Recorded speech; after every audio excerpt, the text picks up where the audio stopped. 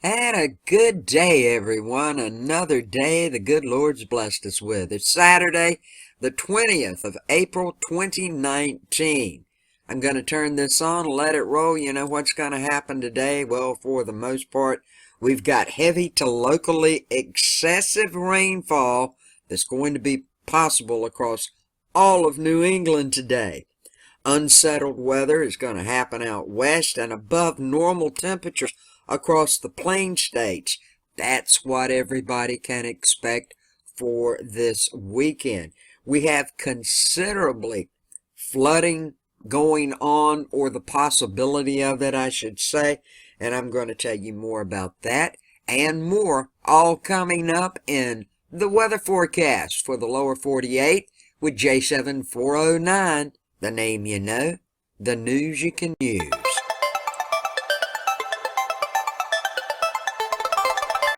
This is a quick look at what this severe weather map looks like today. Boy, does it look a whole lot better. I'm going to tell you about this little marginal place up here in New York, but before I get going with that, I want to say flooding is going to be a big concern.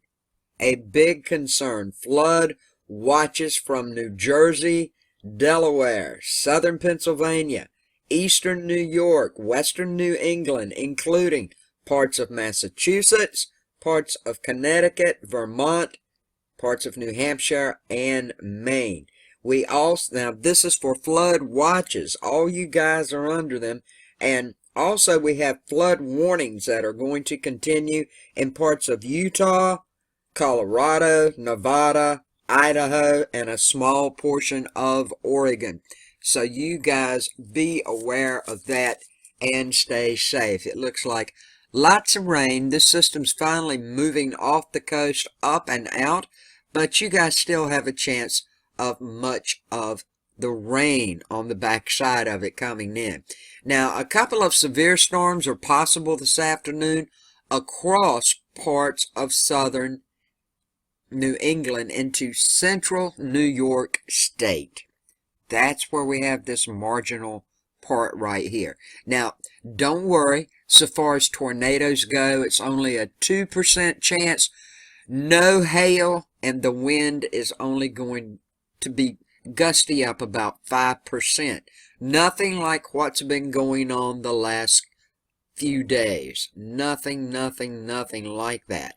But considerable cloud cover lingering over the precipitation in the northward advection of this relatively cool, stable air mass inland of southern New England coast all appear likely to minimize some convection potential with a warm sector of the occluding cyclone across New England today.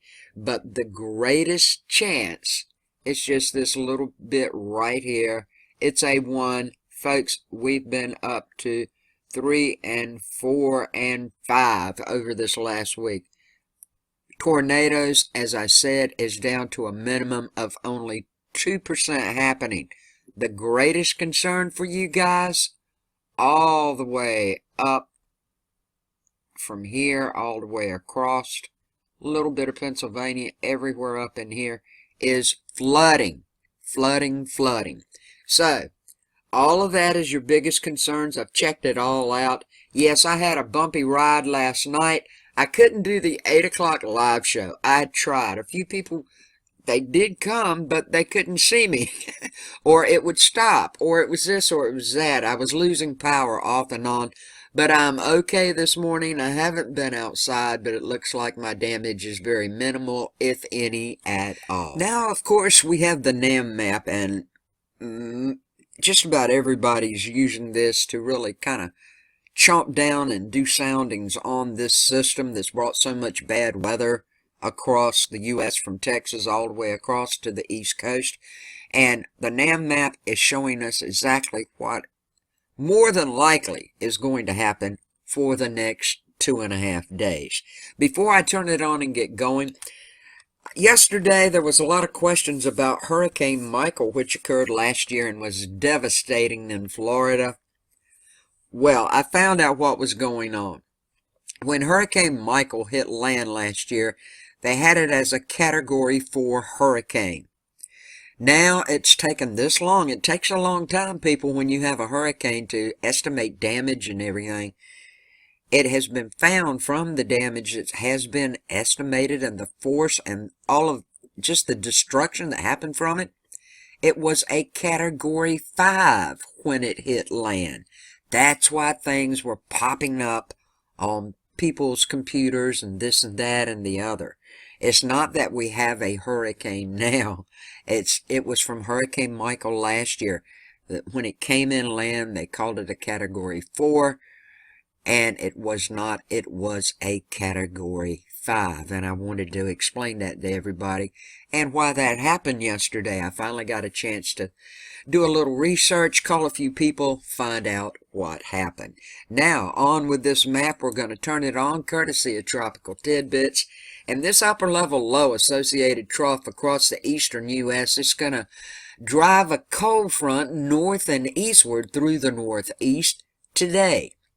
Now, while the severe weather threat with this system has ended, the threat for heavy to locally excessive rain is going to continue through today across parts of New England. Now, this region is at a marginal to slight risk for flash flooding, as I was talking about. The flood watches are in effect through this afternoon for most of the places I mentioned. Now, unsettled weather is going to also continue across parts of the Ohio Valley and the Mid-Atlantic through this weekend as this upper level low just kind of meanders over the region before finally shifting off the coast entirely Monday. Now, prior to the cold front passage, widespread record warm overnight temperatures are likely for some parts of the Northeast this morning, but it's not going to last behind the cold front. The Gulf Coast to the Great Lakes area and into the Mid-Atlantic, temperatures this weekend are likely to remain below normal, maybe 15 to 25 degrees, and that's also expected across the Ohio and Tennessee valleys for today. Meanwhile, we got a cold front in the northwest. This is going to continue to drop southward into the northern Great Basin and Rockies today, and it should reach the plains and central Great Basin by tomorrow. This will bring precipitation to much of the Intermountain West area this weekend, with mainly light to moderate amounts expected. Modest snow accumulations are also possible across the highest terrain of the northern and central Rockies. Warm southerly flow ahead of the system across the plains will result in well above average temperatures for much of the central U.S. Some of you guys can have some afternoon highs well into the 80s, especially across parts of the central northern plains. So enjoy your warmth and enjoy no severe weather. We may have some more coming up again next week, I hate to tell you. Hopefully we won't. Looks like we could. I'll keep my eyes on it for you. And if any of you have any pictures that you'd like to share, please click Show More below this video. Scroll down. You'll find my email address to send them to. Or if you would like to join my weather news page over on Facebook and share them there, you can do that too. All those links are below. So with that all said and done, everybody have a good Easter Sunday tomorrow.